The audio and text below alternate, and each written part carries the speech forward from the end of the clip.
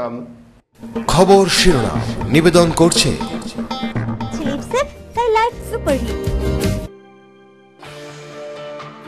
প্রবল বিক্ষোভে লাগাতার তৃতীয় দিনেও পণ্ড সংসদের অধিবেশন। হৈহট্টগোলে বৃহস্পতিবার অধিবেশন মুলতবি করে দিতে বাধ্য হন স্পিকার। একই ছবি রাজ্যসভাতেও। ফাঁসির এক সপ্তাহ আগে আবারও ফাঁসির সাজা রদের আর্জি নিয়ে ফের সুপ্রিম কোর্টের দ্বারস্থ হয়েছে 1993 মুম্বাই হামলার মূল চক্রী ইয়াকুব মেনন। দিল্লি বিমানবন্দরে নারী পাচারের অভিযোগে ধরা পড়লেন এয়ার ইন্ডিয়ার 2 কর্মী। 7 জন মহিলাকে দুবাইয়ে পাচারের চেষ্টা চলছিল বলে গোয়েন্দা সূত্রের খবর। নিয়ে নিচ্ছে একটি বিজ্ঞাপন বিরতি, সঙ্গে থাকুন, ফিরে আসছি বিরতির পর।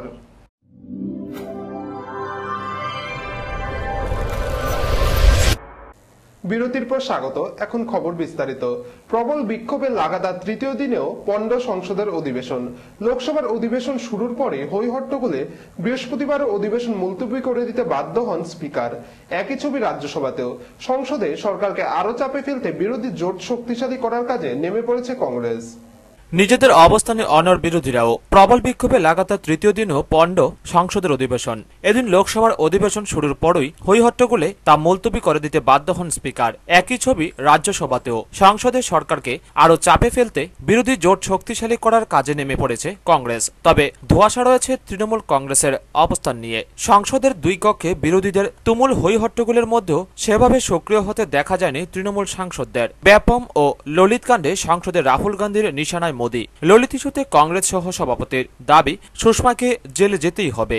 একই সঙ্গে ব্যাপম কাণ্ডে মোদীর নীরবতা নিয়েও কটাক্ষ করেছেন রাহুল। সাংবাদিক সম্মেলনে ব্যাপম ইস্যুতে কংগ্রেস সহসভাপতি বলেন, 40-এর বেশি মানুষ প্রাণ হারিয়েছেন, আপনাদের এক বন্ধুও মারা গিয়েছেন। এটা এত বড় কেলেঙ্কারি, অথচ প্রধানমন্ত্রী নীরব।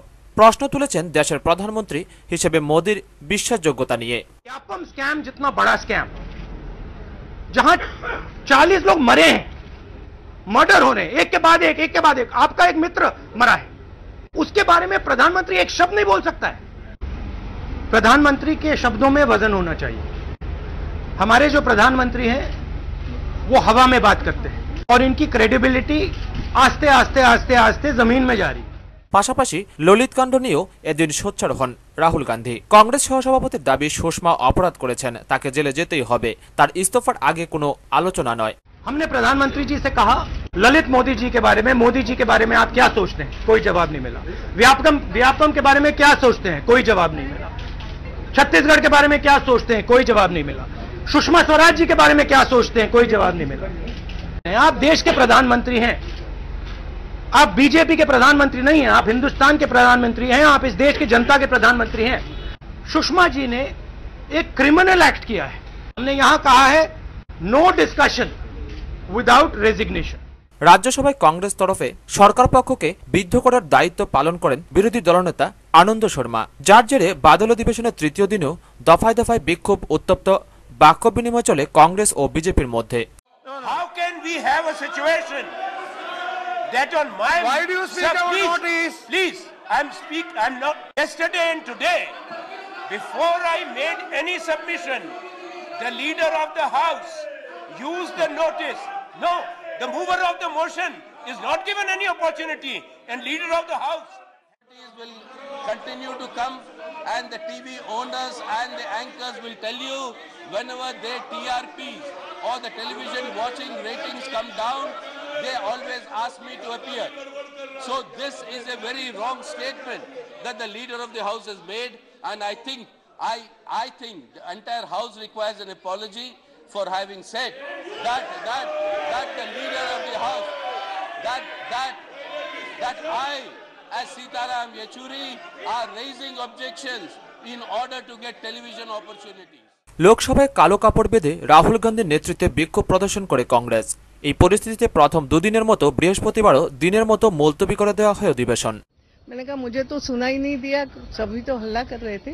I will go through it. बाकी नोटिस तो दिया है, ये बात तो सही है, उसको तो नकार नहीं सकते। House stands adjourned till 11 a.m.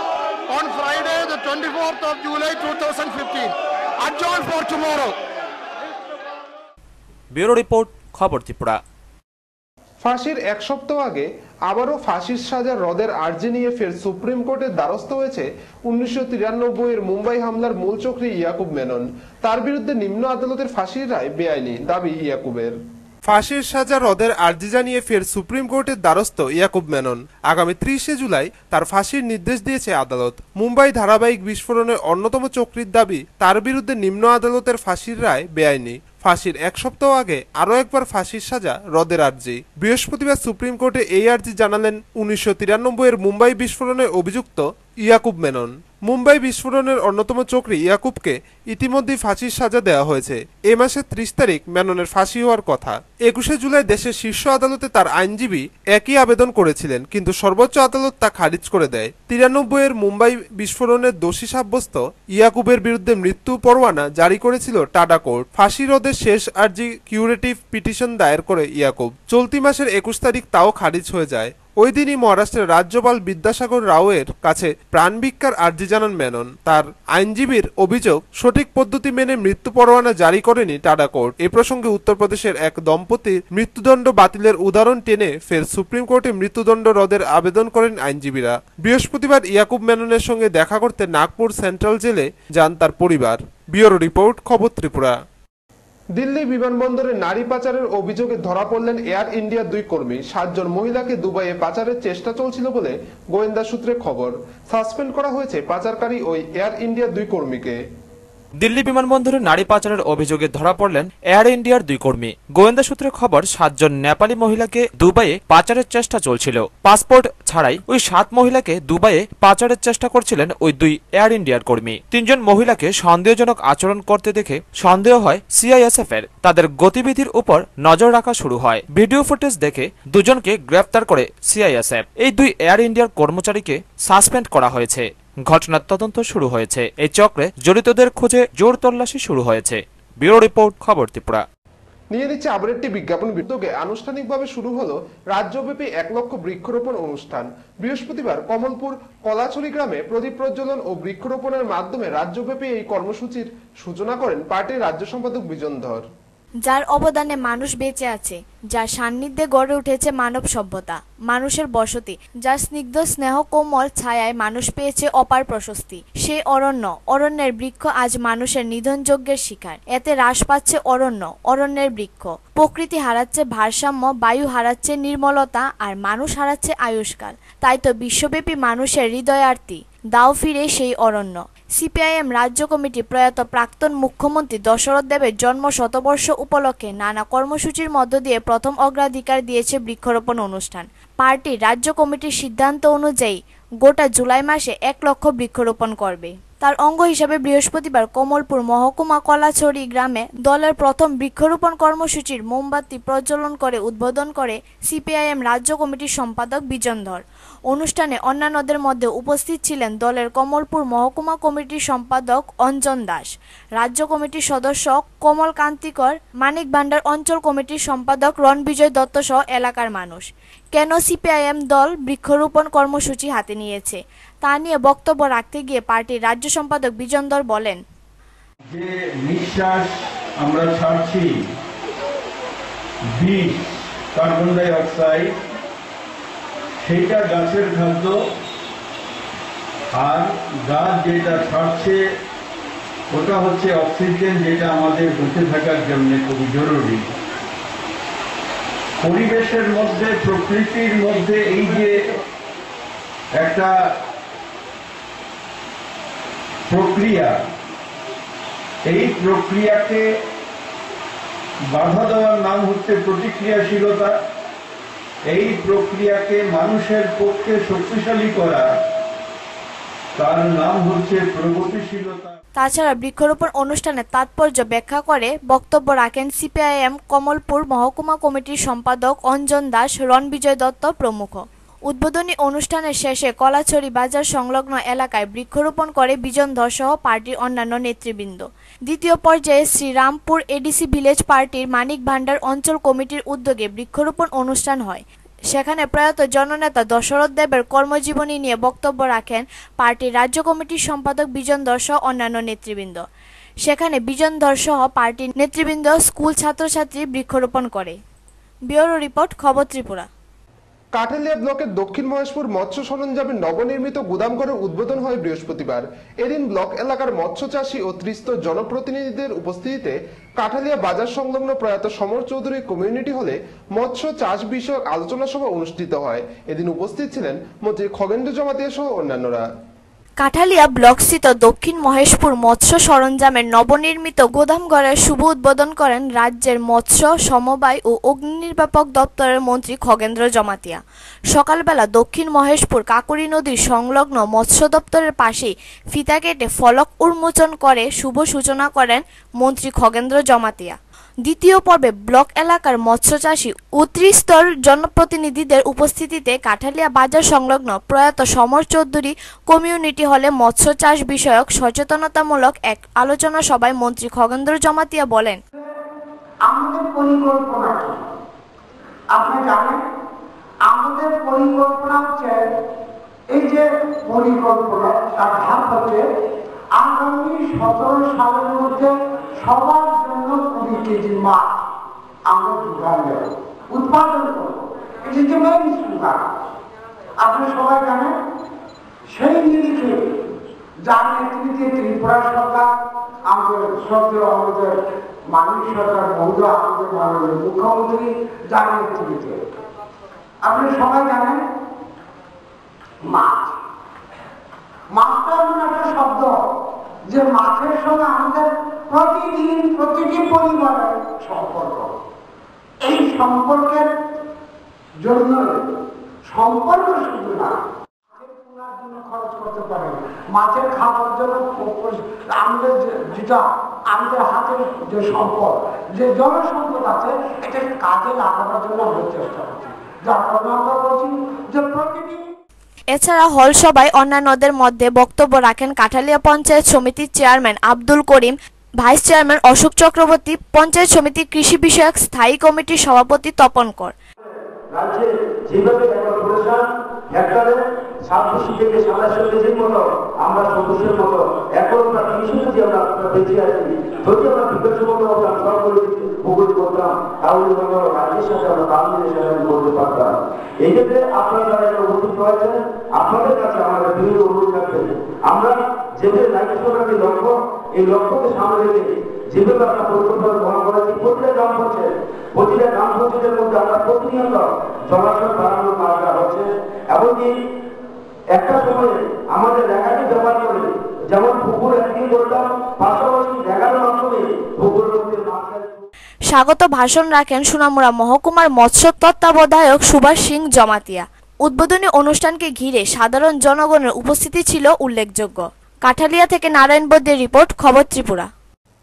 রাজধানীর পার্শ্ববর্তী পুরাতন আগরতলা চতুর্দশবাড়ি মন্দিরে শুক্রবার থেকে শুরু হচ্ছে রাজ্যের ঐতিহ্যবাহী খার্চি উৎসব ও মেলা।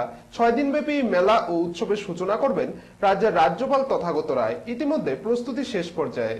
শুক্রবার থেকে রাজধানীর পার্শ্ববর্তী পুরাতন আগরতলা চতুর্দশ দেবতা মন্দিরে শুরু হচ্ছে রাজ্যের ঐতিহ্যবাহী খার্চি উৎসব ও মেলা। 6 দিনব্যাপী এই মেলা ও উৎসবের সূচনা করবেন রাজ্যের রাজ্যপাল তথাগত রায়। এই মেলা ও উৎসবকে কেন্দ্র করে ইতিমধ্যে সব প্রস্তুতি চূড়ান্ত হয়ে গিয়েছে।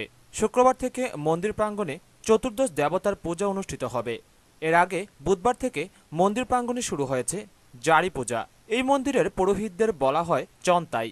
এদের মধ্যে সবচেয়ে বড় পূজারীকে বলা হয় রাজ চন্তাই। তিনি চতুর্দশ দেবতার পূজা করেন। এই 14 জন দেবতার মধ্যে রয়েছেন শিব, দুর্গা সহ অন্যান্য দেবতারা।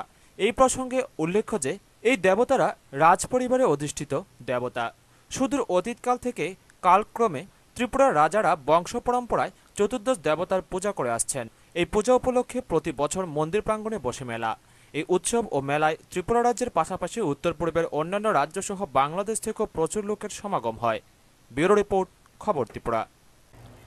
দেশে কৃষি সংকটের ফলে গরিব মানুষের সীমাহীন দুর্দশার বিরুদ্ধে 19 আগস্ট দেশব্যাপী আন্দোলনে সামিল হবার প্রস্তুতিকল্পে ধর্মনগর টাউন হলে 22 জুলাই এক হল সভা অনুষ্ঠিত হয়। এদিন উপস্থিত ছিলেন সিপিএম রাজ্য সম্পাদক মণ্ডলীর সদস্য তথা মন্ত্রী মানিক দে সহ অন্যান্য নেতৃত্বরা। 19 আগস্ট 2015 এই দিন দেশে গভীরতর কৃষি সংকটের ফলে গরিব মানুষের সীমাহীন দুর্দশার বিরুদ্ধে দেশব্যাপী আন্দোলনে সামিল হবার প্রতিশ্রুতিকল্পে ধর্মনগর টাউন হলে 22 জুলাই বিকেলে এক হল সভা হয়। এই সভার মুখ্য বক্তা ছিলেন সিপিআইএম রাজ্য সম্পাদক মণ্ডলীর সদস্য তথা মন্ত্রী মানিক দে। তাছাড়া মঞ্চে উপস্থিত ছিলেন বামফ্রন্টের উত্তর জেলা কমিটির সম্পাদক অমিতাভ দত্ত, ধর্মনগর বিভাগীয় কমিটির সম্পাদক অভিজিৎ দে, সিআইটিইউ রাজ্য সম্পাদক রবীন্দ্র সিংহ সহ অন্যান্য নেতৃবর্গ। বামফ্রন্টের অনেক কর্মী সভায় উপস্থিত ছিলেন। বিভিন্ন বক্তাগণ আলোচনা রাখেন মঞ্চে। অমিতাভ দত্ত বক্তব্য রাখতে গিয়ে বলেন, এবং সেই কেন্দ্রীয় কংগ্রেসের আলোচনা এবং সিদ্ধান্তের নিরিখে পার্টি কেন্দ্রীয় কমিটি আগামী 1 আগস্ট থেকে দেশব্যাপী আন্দোলন কর্মসূচি গ্রহণ করেছে। মন্ত্রী মানিক দে জানান, সুইসাইড মানে আত্মহত্যা এটা কাপুরুষ না, তা না করে কিন্তু আমরা পাচ্ছি না মানুষগুলোকে বুঝিয়ে রাস্তায় নামাতে। কেন এইভাবে বেগুনের প্রাণ দিচ্ছ আত্মহত্যা করে?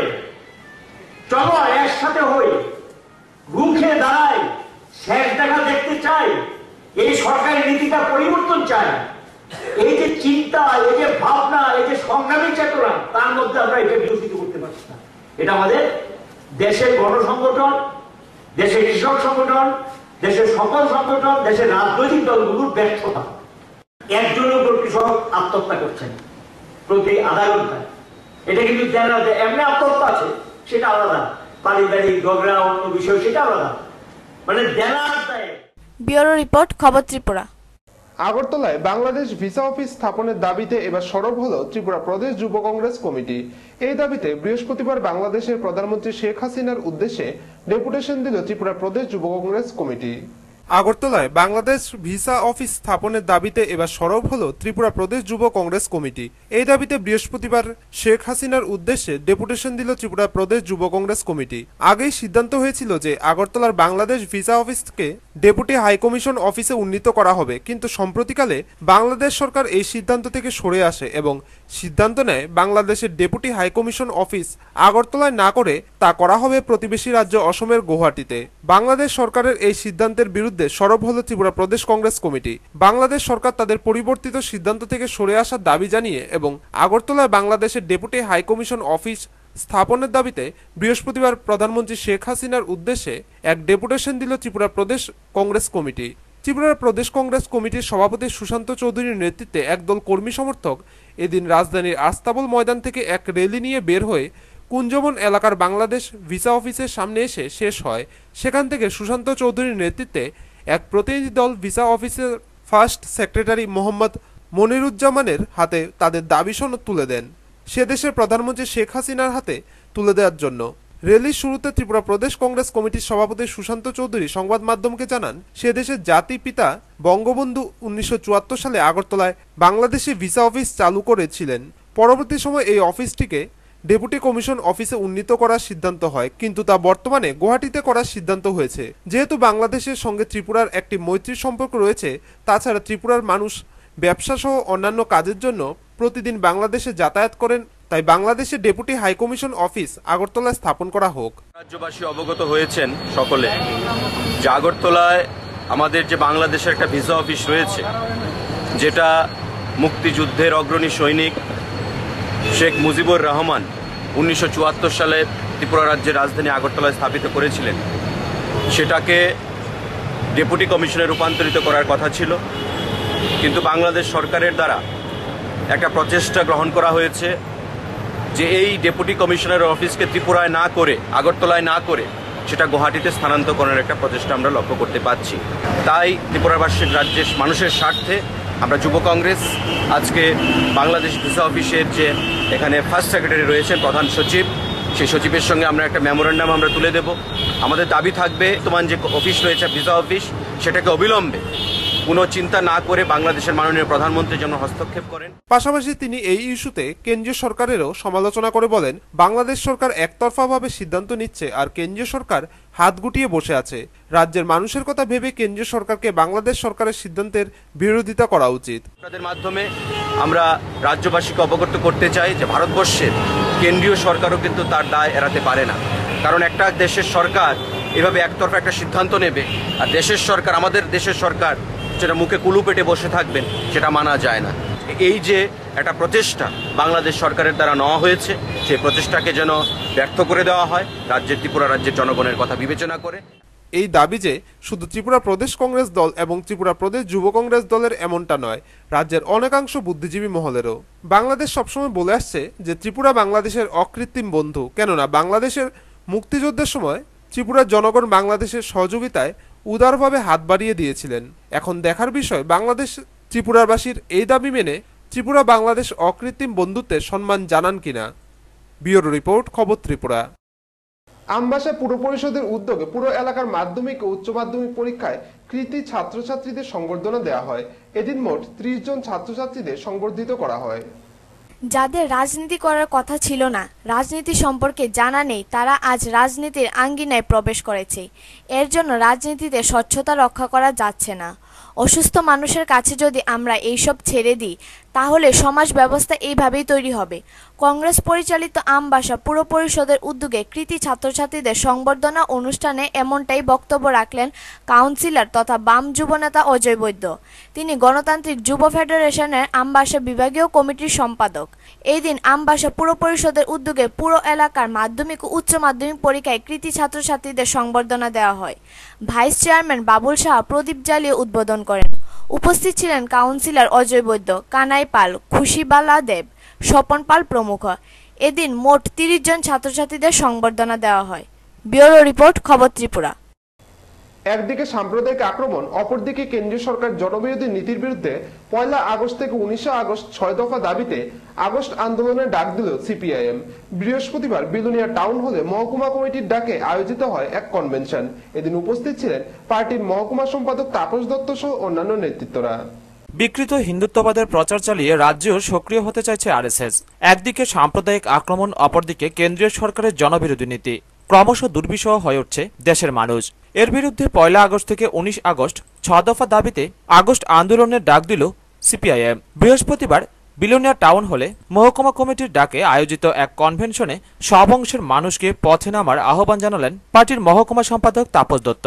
তিনি বলেন, আমরা দেখেছিলাম যেখানে প্রতি 30 মিনিটে একজন কৃষক আত্মহত্যা করত, মোদির জমানায় সেই সময় কমে এসেছে।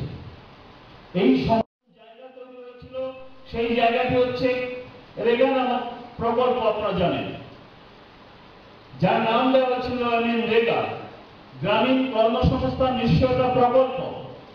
যেই প্রকল্প আমরা দেখেছিলাম যে ভারতবর্ষে এটা সত্যি কথা যে অন্য কোনো।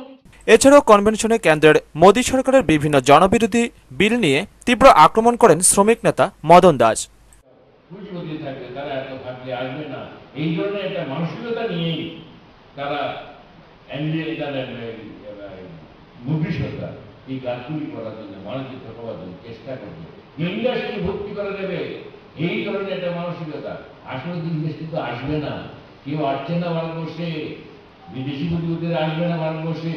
কারণ 47 কোটি আছে শ্রমিক, তাদের বিরাট একটা অংশ আজকে নাকি দেখতে হচ্ছে। ব্যুরো রিপোর্ট, খবর ত্রিপুরা।